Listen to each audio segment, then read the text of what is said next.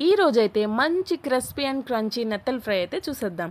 ముందుగా అయితే మన నెత్తల్ని అయితే చక్కగా నానబెట్టేసుకొని, క్లీన్ చేసేసుకొని పక్కన పెట్టేసుకోవాలి మసాలాలన్నీ వేసేసి. ఇంకా ఆనియన్స్ అయితే కొంచెం ఎక్కువగానే కట్ చేసేసుకొని, చిల్లీస్ కట్ చేసేసుకొని, ఆయిల్లో అయితే చక్కగా గోల్డ్ కలర్ వచ్చేలాగా వేపేసుకోవాలి. అయితే వేగాక మనం అయితే ఈ ఆనియన్స్, చిల్లీస్ అన్నీ కూడా పక్కకి తీసేసుకోవాలి.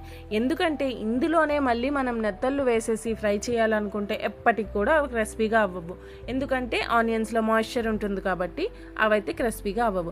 ఇవైతే తీసి పక్కన పెట్టేసుకుని మళ్ళీ అదే ఆయిల్లో మనం కలిపి ఉంచుకున్న నెత్తళ్ళని కొంచెం కొంచెంగా వేసుకొని ఫ్రై అయితే చేసుకోవాలి. ఇదైతే ఫ్రై అవ్వడానికి చాలా టైం పడుతుంది.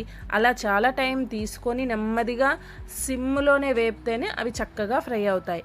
ఇంకా అందులో అయితే నేను కొంచెం కరివేపాకు వేసి ఇంకా టేస్ట్ని అయితే ఎన్హాన్స్ చేసాను. ఇంకా మేమైతే చిన్నప్పుడు మా అమ్మ వాళ్ళు పెట్టేవాళ్ళు, మేము తినేవాళ్ళం. ఇప్పుడు పిల్లలు అయితే అస్సలు ముట్టుకోరు, స్మెల్ అంటారు, నచ్చవంటారు. కానీ ఇందులో ఉండే హెల్త్ బెనిఫిట్స్ అన్నీ చాలా ఎక్కువగా ఉంటాయి.